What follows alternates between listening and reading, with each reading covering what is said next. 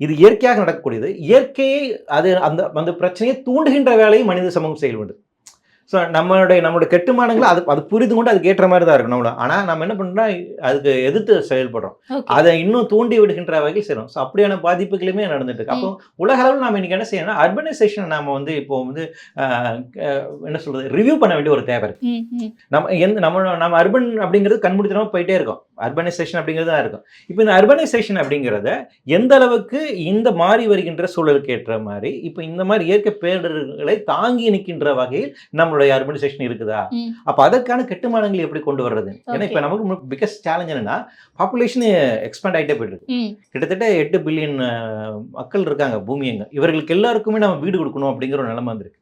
அப்போ இதுக்கான அர்பனைசேஷன் தான் தீர்வு அப்படின்னு கண்டமனு வீடு கட்டிட்டோம். நம்ம இன்ஃப்ராஸ்ட்ரக்சரா போயிட்டே இருக்கோம். ஆனா அது எந்த அளவுக்கு பாதுகாப்பானது அப்படிங்கிற ஒரு கேள்வி இருக்கு. அதுல ஈக்குவல் டிஸ்ட்ரிபியூஷன் இருக்குதாங்கிற ஒரு கேள்வி இருக்கு. ம்.